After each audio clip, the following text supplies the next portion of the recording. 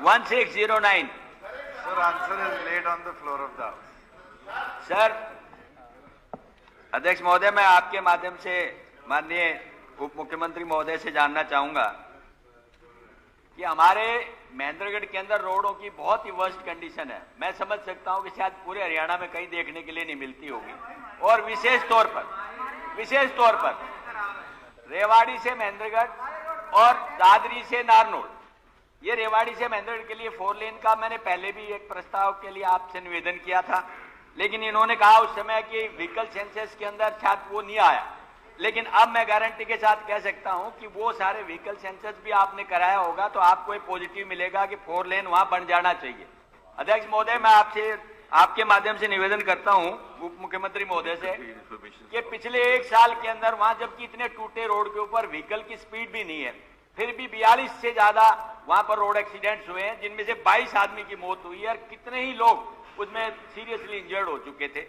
और सबसे बुरी हालत है जब महेंद्रगढ़ में आकर के 148B पे कन्वर्ट करते हैं, फ्लाईओवर के ऊपर चढ़ने के लिए यू टर्न बड़ा शार्प है और वहां सबसे ज्यादा ट्रैफिक जाम भी रहता है, धूल भी उड़ती है और एक्सीडेंट भी होते हैं। हमें 148B में भी इसी तरह से पिछले 3 योजनाओं से 3 सेशन से मैं रिक्वेस्ट कर रहा हूं।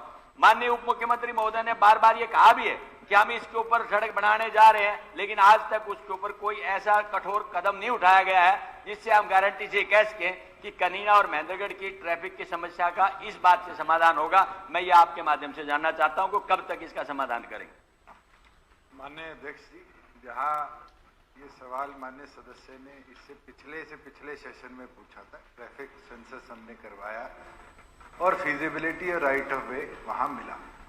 इसकी डीपीआर कंसल्टेंट को दे दी गई है। जैसे ही डीपीआर हमारे पास आएगी अगले वित्त वर्ष में जो अप्रैल से शुरू होगा, इसको हाइब्रिड एन्युटी मोड के अंडर स्टेट गवर्नमेंट टेकअप करेगी। मगर साथ में मैं माननीय सदस्य को बताना चाहूँगा, क्योंकि एक ही ऐसा स्ट्रेच है जिसके लिए पिछले दिनों नितिन गडकरी जी से भी मेरी चर्चा हुई थी, जो माननीय केंद्र के मंत्री हैं, और हमने हिसार से तोशाम बारडा होते हुए महेंद्रगढ़, कनीना, रेवाड़ी से लेके केएमपी तक के इस स्ट्रेच को, क्योंकि ये लगभग 7 नेशनल हाईवेज को क्रॉस करता हुआ स्ट्रेच है, इसको NHAI द्वारा टेकअप करने की उनसे मांग करी है।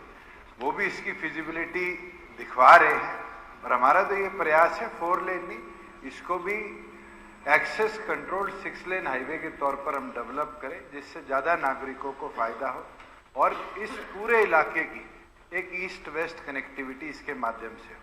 मैं सदन के माध्यम से माननीय सदस्य को ये बताना चाहूँगा कि जैसे ही इसकी डीपीआर आएगी, एडमिनिस्ट्रेटिव अप्रूवल स्टेट भी देगी और हमें इंतजार भी रहेगा। अगर केंद्र पॉजिटिव उससे पहले करता है तो बहुत अच्छी बात है, नहीं तो स्टेट HAM के अंडर इसको बनाने का काम करें। मैं आपके माध्यम से उप मुख्यमंत्री महोदय से पूछना चाहूंगा, आपने जो योजना बताई है बहुत अच्छी है। अगर ये कार्यान्वित कर देते हैं तो मैं समझता हूं एक बहुत बड़ा हमारी समस्या जो ट्रैफिक की है उसका समाधान आप कर देंगे। लेकिन परेशानी इस बात की है कि 148B को आज तकरीबन 7 साल से ज्यादा हो चुके हैं।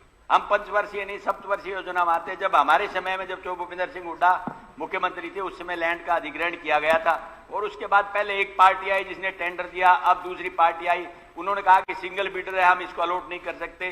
फिर इन्होंने कहा कि अब 2 पार्टी आई हैं, लेकिन उसका इतना हाई उसके स्टेक है कि उसको हम नेगोशिएशन पे बुला रहे हैं, TAC से कंसल्टेशन करेंगे, उसके बाद देंगे, और वो सालों साल तक खिंचता जा रहा है। क्या ये रोड भी जो महेंद्रगढ़ से कनीना भी इसी तरह खिंचता रहेगा या इसके ऊपर कोई कठोर कार्रवाई आप करेंगे?